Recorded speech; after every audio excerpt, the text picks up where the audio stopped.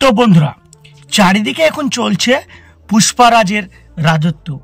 কিন্তু আপনি কি জানেন এই পুষ্পা চরিত্রটি একজন কুখ্যাত ডাকাত বীরপ্পনের জীবনী থেকে ইন্সপায়ার করে তৈরি করা হয়েছে।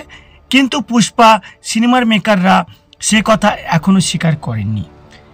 পুষ্পারাজ যেমন বলে ঝুঁকেগা নেই শালা, ঠিক সেরকমই একজন কুখ্যাত ডাকাত ছিল এই বীরপ্পন।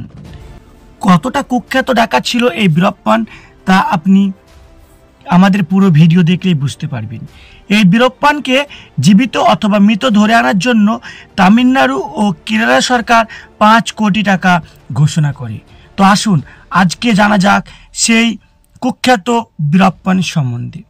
বীরপ্পন খুব ছোট বয়সে অপরাধের সঙ্গে যুক্ত হয়। 18 জানুয়ারি 1952 সালে কর্ণাটকের গোপীনাথমে তিনি জন্মগ্রহণ করেন। তিনি ছোটবেলা থেকেই অপরাধের সঙ্গে জড়িয়ে পড়ে। বীরপ্পনের কাকা সালভাই গাউন্ডার একজন কুখ্যাত চোরাচালানকারী ছিলেন।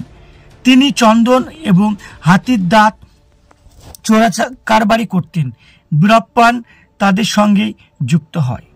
মাত্র 17 বছর বয়সে তিনি প্রথম হত্যা করে বসেন একজন বন দপ্তর কর্মীকে, এবং তারপর থেকেই একের পর এক অপরাধের সঙ্গে এই বীরপ্পন যুক্ত হতে থাকে। 1972 সালে প্রথম গ্রেপ্তার হয় এই বীরপ্পন। বীরপ্পনের ওপর চার্জ করা হয় তিনি 25 বছরে মোট 2000 থেকে 3000-এর বেশি হাতি মেরেছিলেন এবং অনেক চন্দন কাঠ পাচার করেছিলেন।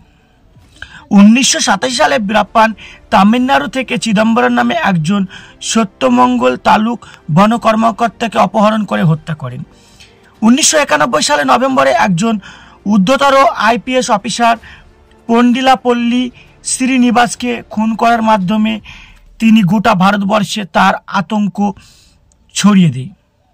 25 জানুয়ারি 1993 বীরপ্পন এবং তার গ্যাং একটি ঘনিষ্ঠ এনকাউন্টার করেছিলেন এবং তামিলনাড়ু পুলিশ অফিসার জাম্বো গোপাল কৃষ্ণনের নেতৃত্বে পুলিশের টিমের একটি ফিসকারে মিস করেছিলেন।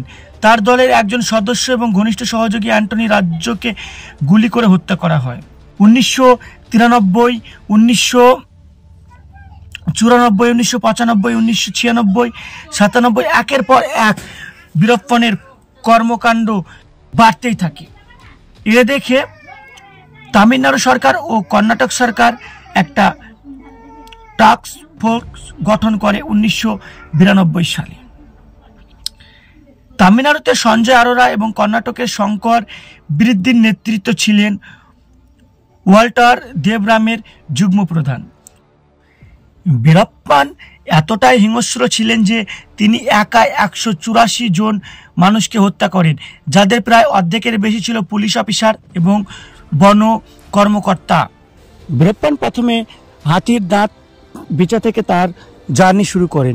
পরবর্তী সময় সে তামিলনাড়ু কেরালা অঞ্চলের সমস্ত চন্দন কাঠ চোরাচালান করতে শুরু করে দেয় এবং তিনি 125 কোটিরও বেশি টাকা চন্দন কাঠ বেচে ইনকাম করেন।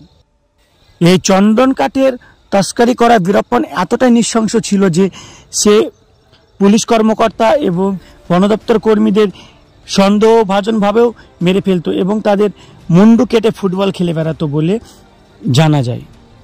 রাবণের লঙ্কা যেমন পুড়ে গেছিল, বীরপ্পনের তেমন 40 বছরের সাম্রাজ্য ধ্বংস হয়ে গেছিল।